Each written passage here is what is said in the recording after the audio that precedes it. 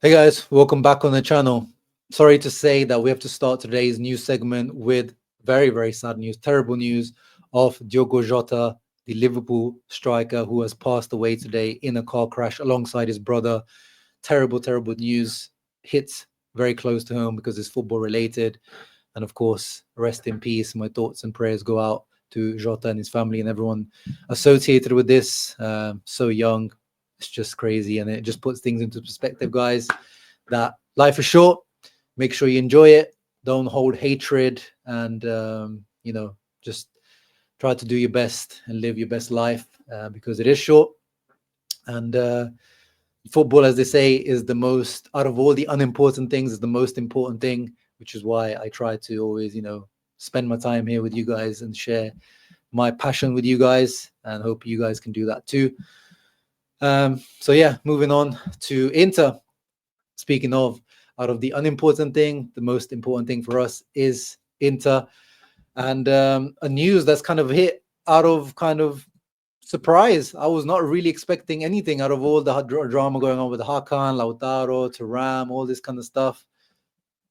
Denzel Dumfries has a shock release clause in his contract of 25 million euros, and the thing that I find most distressing is that he's changed his agent to Jorge Mendes. Now, Denzel Dumfries, if we think back to a few months back when he renewed his contract, when he wasn't playing, there was some injury issues, but maybe was it contract related? I don't know. After we renewed his contract, we saw the best version ever of Denzel at Inter, and he was probably our player of the season. But within that contract renewal, it did go on for weeks and months, and it was clear that he wanted quite a bit of money. And I actually made fun of Denzel at the time. He was asking for Bastoni, or even more than Bastoni money. It was like, I think the report said 5.5, 6 million net. This guy wanted to be one of the top paid players in Serie A. In the end, he settled for around 4.5 million, which obviously is still amazing. But now we see that maybe he compromised, and within that compromise, he and his agents inserted this cheeky little clause that we didn't know about up until yesterday when this news came out. It seemed to catch journalists by surprise. And I hope it didn't, of course, it shouldn't catch Inter by surprise. They negotiated this. So it was transfer journalist Orazio Accomando, who works for Sport Media Set. He says, at the moment, there are no offers for the Dutchman, but his situation is one to monitor, particularly considering his release clause. Doubts have emerged about the future of the wingback at Inter. And, within the comments of Lautaro Martinez about Hakan and the dressing room, whoever wants to leave should leave. Reportedly, Denzel Dumfries was among the players who felt that Martinez's remarks were out of line. Whether that's true or not, we don't know. But now this release clause and this agent change, maybe we're thinking, if Dumfries feels unsettled or unwanted in the dressing room, he may decide it's time to look elsewhere after 4 years at San Siro. One piece of good news, though, Inter would not be losing him for nothing. So yeah, this release clause is only the thing that is good about this release clause, though, is only valid until July 15th. So literally, if someone wants to sign him, you've got 12 days to make it.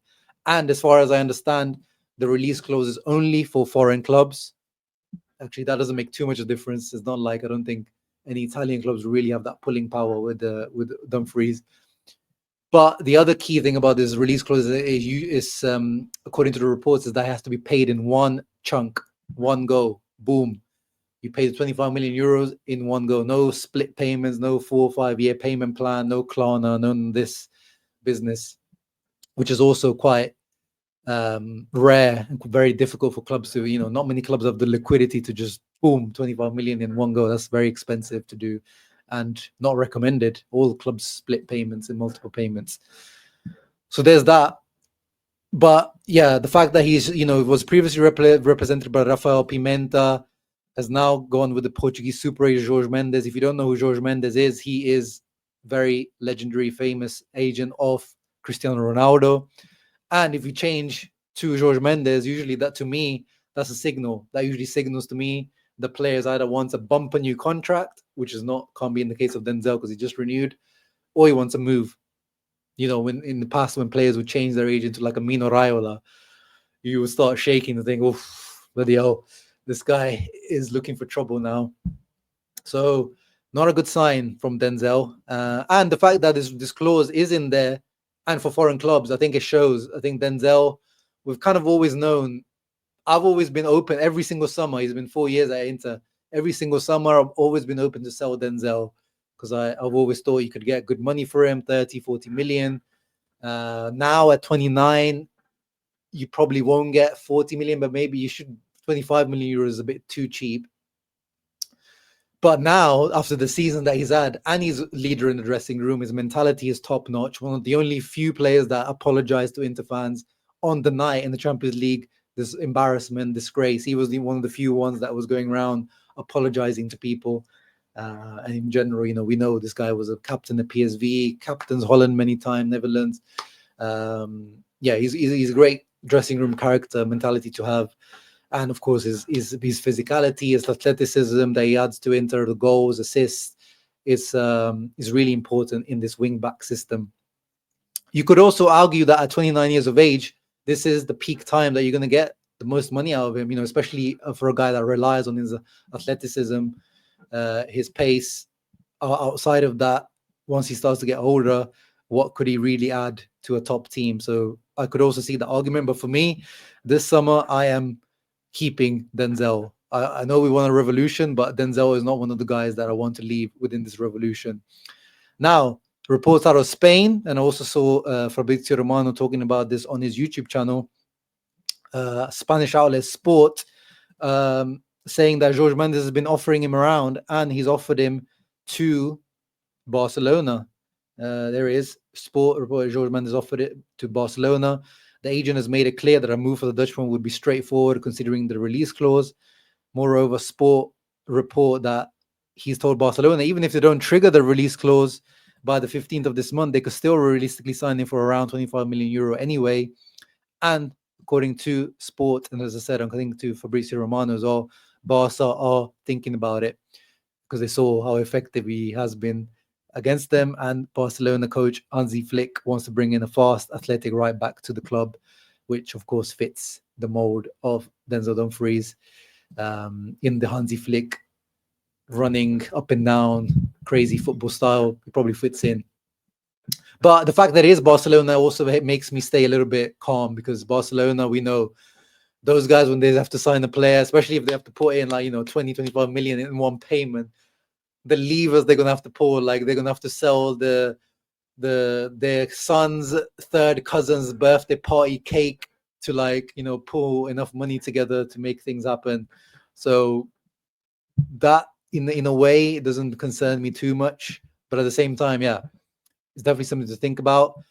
And we know, as I said, with Dumfries, I think he's always, especially Premier League, I've always been surprised that the Premier League hasn't really come for Dumfries. I think he's always been, I think his style of play would fit the Premier League as well. The fact that this release clause exists means that he's open. This is a cheap release clause, so him and his agent inserted this, meaning that a Premier League team. We know that in the past, Aston Villa have been linked with him. Man United, probably the most real links that we've seen to Denzel, but nothing concrete has ever really happened. So again, Lautaro's comments, if he feels a way about it, then maybe he is one of those players because he inserted this clause. So Denzel, brother, please make your mind up whether you want to stay or go, and if you're fully committed to Inter. As I said, I would want to keep Denzel at Inter. You guys let me know in the comments down below what you guys think. In terms of other drama that's going on at Inter, Benji Pavard. Benji L'interista, many people called him, many Interisti called him when he first signed for us, because he was, the way he was behaving when he first signed, or even before he signed with Inter, he was, really pushing for the move. After he moved, he was putting, singing Inter songs and all this kind of stuff. But I'm not been too impressed with his behavior over the last year or so. I think one of the comments from Lautaro probably was aimed at Benji Pavard. He had this ankle issue that's been going on since before the Barcelona game. Remember, he's been carrying it since, and he's missed the Club World Cup and went back on holiday. And here he is yesterday or the other day, pictured with Theo Hernandez playing paddle. And I don't know I've played paddle once, and it's a very fun sport. Yes, it's not the most intense of sports, but surely that's not recommended as a rehabilitation if you've got ankle issues and if you couldn't even partake in the Club World Cup. Because the fact that Inter sent him home means that he wouldn't be able to take part in later stages. Otherwise, they would have kept him. So, doesn't look good on Benji. Again, going back to Lautaro's comments, he's seen a lot of things that he doesn't like. Lack of full commitment from some people. Benji Pavard, he is one of those guys. I've mentioned him many times throughout the season. I'd be open to sell him. He earns quite a lot.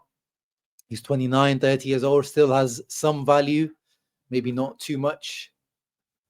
If he's not fully committed to this project, if he thinks that, he's won every trophy under the sun and he doesn't need to really push himself at Inter, he needs to think again, Benji Pavard. You need to think again for sure. Benji Linterista or Benji Padalista. Decide, my brother. Mon frère. Moving on to things that are kind of moving in the right direction, at least. So, according to not the greatest source, I'll be real, Corriere dello Sport, very low tier source for me, but they report that Lautaro and Thuram have smoothed over their tensions. So, Kivu called a team meeting before everyone went out on a holiday, left the United States, the whole squad together for a meeting. The aim was to clear the air following Lautaro's comments. Marcos Thuram was reporting one of the players that took the most issue with what Martinez said, quite rightly, because my finger was firstly pointed to Marcos Thuram. This has naturally led to some worries that the rapport between the two strikers could become frayed. However, according to the Corriere, Thuram and Martinez smoothed over the tensions yesterday. They discussed their issues frankly and then had a cup of coffee together before leaving on their vacations. Now, I don't know if they had a cup of coffee. I don't know how reliable that part of the report is, whether they had a coffee, whether they had a mojito. I don't care. Yeah, as long as things have been smoothed over, that's the important thing. We can't have things lingering on. And actually, after having 2 or 3 days to think about it, guys, I have come to the conclusion that I'm still on Lautaro's side. I'm glad that someone at least let out some frustration that all of us fans had felt after all these humiliations this season.